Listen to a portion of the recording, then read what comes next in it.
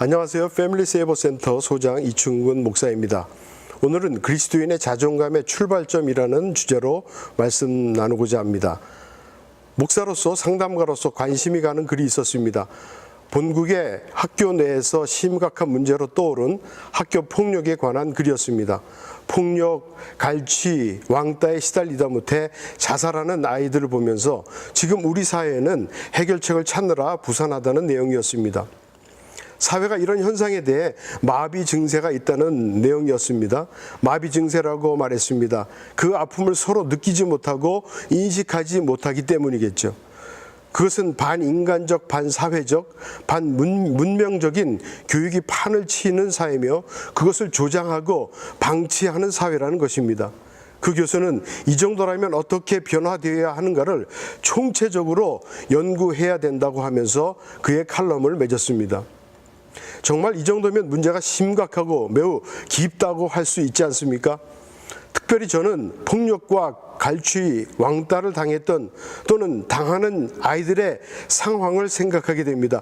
그들이 얼마나 억울하고 수치스럽게 불안하고 두려웠을까 하는 심정을 갖게 됩니다.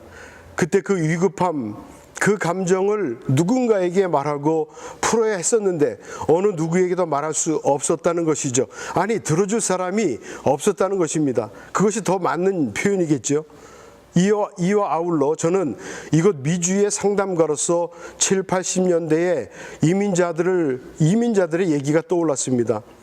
그들의 어린 시절을 새로운 환경, 다른 나라의 문화, 다른 인종 사이에 끼어서 적응하느라 이런 종류의 어려움을, 이런 감정들을 겪었던 세대들입니다.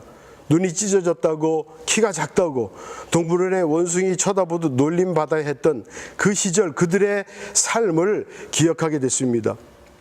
현재 30대 후반, 40대에 접어든 그들의 자아가, 그들의 자존감이 그때 얼마나 일그러졌을까 생각하게 됩니다. 하지만 생존을 위해 열심히 살아왔습니다. 허나 그때의 굳어진 문제, 이슈로 인해 지금 힘들어하는 저들의 삶 또한 현실이라는 얘기입니다. 그 학생들 중에 자살을 택한 자들은 스스로를 무용지물이라고 생각했겠지요. 그들의 풀죽은 모습, 무가치하다고 실패자라고 생각되어졌던 그들의 자아는 그들의 삶의 현장이었다는 것입니다. 자, 그러면 현재 우리의 삶으로 옮겨볼까요? 그러한 그들의 이슈가 지금 나의 삶이며 나의 문제일 수도 있습니다. 더 나아가 만약 이런 상황에서 그리스도인은 어떨까요? 다를 수 있나요?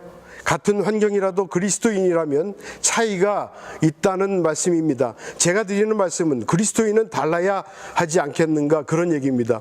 아니, 다르다는 것을 함께 생각하고 함께 고민하자는 말입니다. 그것이 바뀌어야 하고 변화되어야 한다면 어떻게 해야 할 것인지 생각해 봐야 될 것입니다. 이것은 그리스도인의 자존감에 대한 얘기입니다. 이 자존감의 출발점이 어디입니까? 먼저 우리에게는 역할이 있습니다. 사회적인 역할이라고 하겠죠. 내가 어떤 역할을 해주는 대상이 되기도 합니다. 하지만 내가 그 역할을 소중한 주체가 되기도 합니다. 이럴 때 행복감을 우리는 누리게 됩니다. 교회라는 공동체에서 나의 역할은 이런 면에서 매우 중요합니다. 소중합니다. 특별히 이민자의 삶에서 나의 자존감을 다뤄가는데 더욱 중요하고 의미 있는 현장이 되어야 하는 것이 나의 공동체입니다. 또 다른 관점은 나는 누구이며 어디서 왔는가? 존재에 대한 본질적인 질문입니다. 결국 내가 창조주이신 하나님으로부터 지음을 받았다고, 그분이 나를 사랑하는구나, 그분의 사랑을 내가 받고 있구나, 이런 인식, 느낌, 그리고 체험은 나의 자아를 견고하게 하는데 초석이 될 수 있습니다. 이럴 때 행복하고 신이 나지 않겠습니까? 그렇지요. 그런데 만일 그리스도인으로서 낮은 자존감을 갖고 살아갈 때는 어떤 일이 생기겠습니까? 그리스도인으로서 자존감이 낮은 상태라면 자신의 사명에 대한 충만한 잠재력을 실현하지 못하게 되겠죠. 하나님이 그들을 향해 계획하신 일들이 성취되지 못한다는 얘기입니다. 무용지물 내지는 무가치한 존재로 자처하는 이들은 자기가 교회 생활에 전혀 기여할 것이 없다라고 생각하게 됩니다.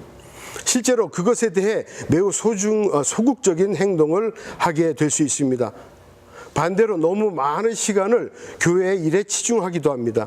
나에게 주어진 하루라는 시간을 잘 관리해서 살 때 각자의 역할을 충실하게 실행해 나갈 수 있습니다. 하지만 한 곳에 치중하게 되면 문제가 생기게 됩니다. 인정받고 싶은 동기가 내 안에 강하게 작동되어서 섬김과 봉사를 균형 없이 하게 되면 그것은 자존감의 이슈일 수 있다는 얘기입니다. 삶의 균형이 이루어져야 된다는 것입니다. 주님은 가정 공동체를 소홀히 하면서 섬기고 봉사만 하라고 하지는 않으셨습니다. 그분은 우리 마음의 중심을 보신다고 고백하지 않으셨습니까? 균형이 깨진 신앙인의 삶은 당장이 아니더라도 긴 시간 안에서 문제를 야기시키게 되지요. 그 결과 그들 자신도 교회도 모두 빈곤하게 될 가능성을 내포하게 됩니다. 내 자신을 소중히 여긴다는 것은 하나님이 내게 주신 것과 그분이 장차 빚으시려는 내 모습을 수용하는 것입니다. 그리스도인의 바른 자존감은 하나님이 이미 우리에게 주셨습니다. 이것을 가지고 세상과 공동체에서 그분을 섬기는데 사용하기를 원하시는다는 것입니다. 그래서 많은 은사를 발견하도록 문을 열어주셨습니다. 다양한 은사를 개발하고 잘 사용해야만 합니다. 또한 그 은사가 똑같거나 가치가 동일한 것은 아닙니다. 그래서 우리가 할 일은 남들이 무슨 은사를 받았는지에 촉각을 세우는 것이 아니라 내게 주신 은사를 잘 발견해 나가는 것입니다. 그리고 건강한 자아를 통해 그 은사를 극대화시켜 나가야 합니다. 이를 통해 무슨 일로 하나님을 섬길 것인지에 집중해야 한다는 것이죠. 하지만 나의 자아에 대한 정체성이 부족하게 되면 남의 달란트에 집착하고 시기심에 빠지기 쉽고 자존감이 낮은 상태로 굳어질 수 있습니다. 그렇다면 특별히 그리스도인의 자존감에 대해 생각해 보겠습니다. 그 시작은 어디서 비롯되어야 할까요? 그분이 나를 의롭다고 칭한 그곳에서 그 지점이 나의 자존감의 시작입니다. 누가복음 18장 14절에 따르면 바리새인과 세리라는 등장인물이 나옵니다. 그들은 고백합니다. 하나님이여, 나는 다른 사람들 곧 토색, 불의, 간음을 하는 자들과 같지 아니하고 이 세리와도 같지 아니함을 감사하나이다. 나는 일에 2번씩 금식하고 또 소득의 11조를 드리나이다. 바리새인의 고백입니다. 반면 세리의 고백입니다. 하나님이여, 불쌍히 여기옵소서. 나는 죄인으로소이다. 이 두 사람 중에 누가 자기 정체성, 자존감에 대해 행복해할까요?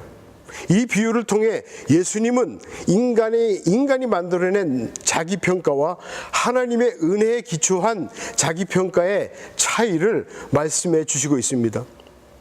여기에 답이 있습니다. 인간이 만들어낸 자기평가가 문제가 되는 것을 깨닫게 하시는 말씀입니다.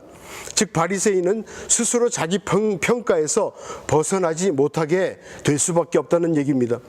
사람은 이미 내 환경을 통해 만들어진 나의 생각, 감정, 행동의 영역이 있는데 각자의 영역 안에서 이 기준을 기초로 자기평가를 하게 된다는 것이죠.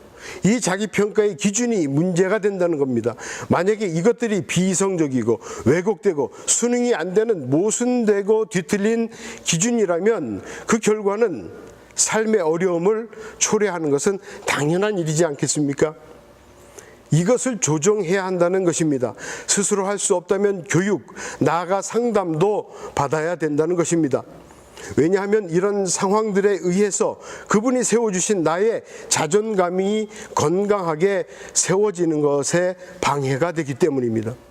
따라서 이런 영역이 제거되고 수정될 때 세상적인 기준의 자존감과 자기 가치를 건강하게 세워갈 수 있습니다. 그의 자녀에게 허락하신 그 본래의 자아로 행복감을 누릴 수 있다는 것입니다. 주의 자녀로서 힘있고 신나는 신앙생활을 할 수 있다는 말씀입니다. 이를 통해 지금 여러분이 서신 그곳에서 이 축복된 삶을 누리시기를 소원합니다. 패밀리 세이버 센터는 그리스도인의 공동체에 필요한 지속적인 삶의 변화와 감격이 있는 것입니다. 이를 놓고 전문적인 훈련을 시키는 센터입니다. 훈련에 대한 궁금하신 점이 있으시면 문의해 주시기 바랍니다.